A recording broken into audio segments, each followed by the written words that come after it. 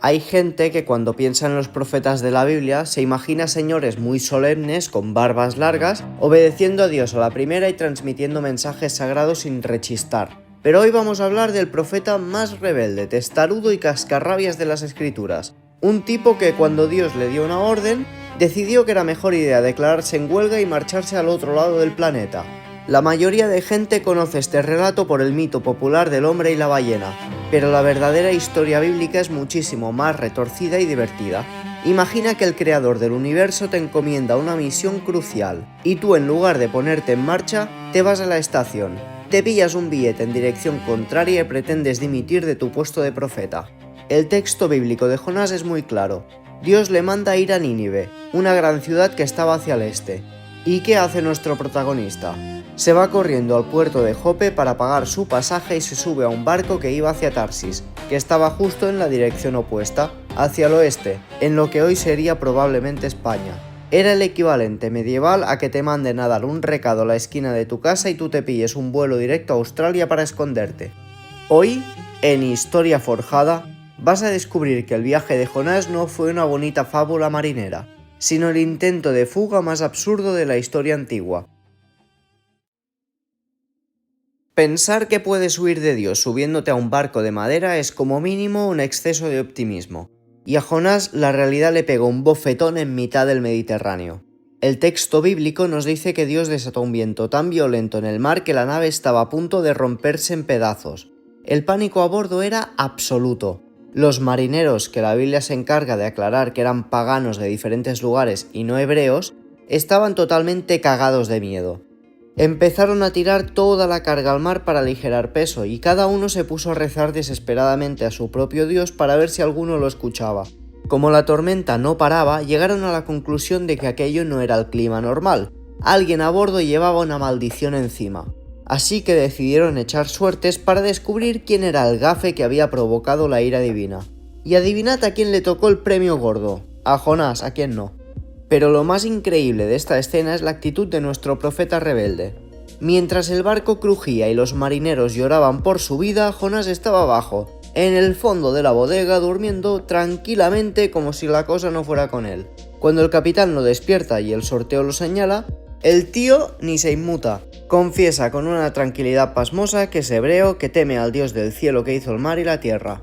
Los marineros entonces se quedan de piedra. Le preguntaron qué podían hacer para calmar las olas, y Jonás, con una desgana digna de una película, les dice que lo tienen que tomar, dadle el pasaporte y echarlo al mar, y el agua se calmará. Los marineros, que en el fondo eran buena gente, intentaron remar con todas sus fuerzas para llegar a tierra y no tener que ahogarlo, pero la tormenta empeoraba tanto que al final no les quedó otra. Le pidieron perdón a Dios, agarraron a Jonás por los brazos y los pies y lo lanzaron por la borda, y de inmediato el mar se calmó. Al caer al agua, Jonás probablemente pensó que su historia terminaba ahí. Pero Dios tenía otros planes y mandó a una criatura para recoger al profeta fugitivo.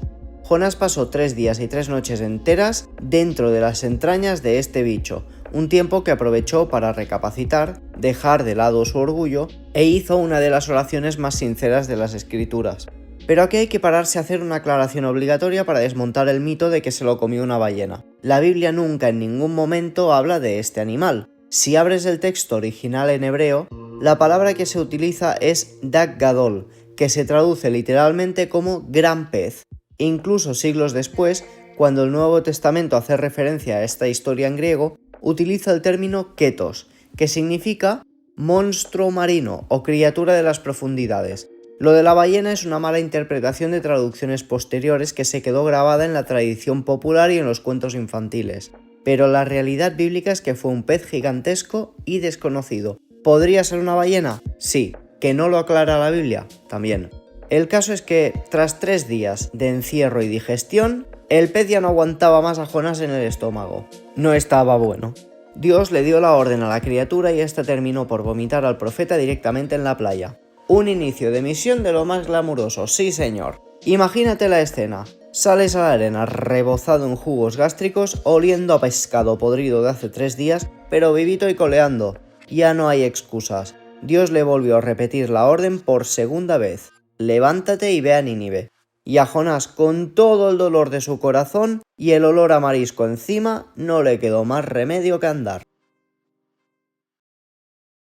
Jonás, después de un tiempo caminando, por fin llega a Nínive, que era la capital del imperio asirio. Y para entender el panorama hay que aclarar que los asirios eran los enemigos jurados, crueles y despiadados del pueblo de Jonás. Hablaremos de ellos otro día.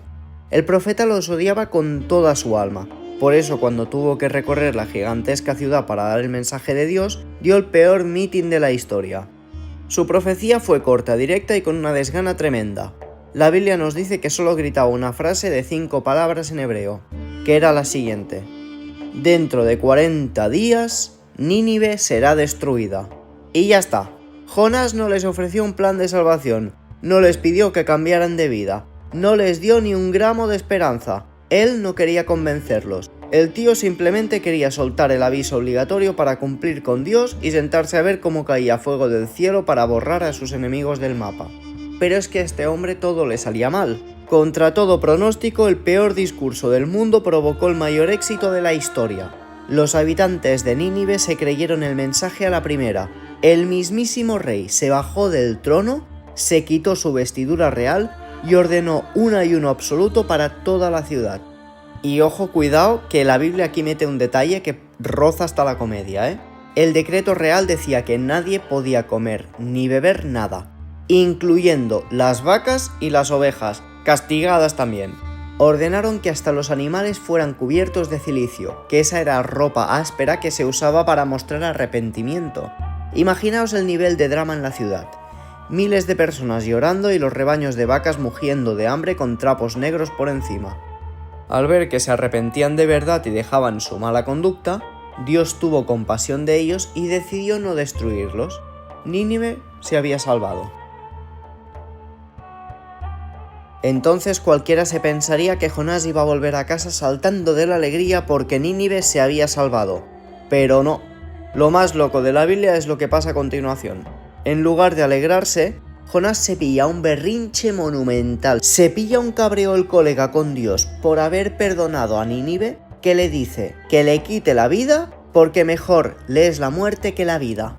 Estaba indignado porque Dios había sido demasiado bueno con sus enemigos. Así que coge sus cosas, sale de la ciudad, se construye una choza miserable y se sienta allí a ponerse de morros, cruzado de brazos, a ver si por un casual a Dios le daba un arrebato y terminaba destruyendo la ciudad.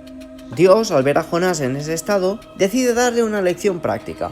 Hizo crecer por encima de su cabeza una planta, una calabacera, para que le diera una sombra estupenda y lo aliviara del calor del desierto. Jonás, por primera vez en toda la historia, se puso contentísimo por la planta.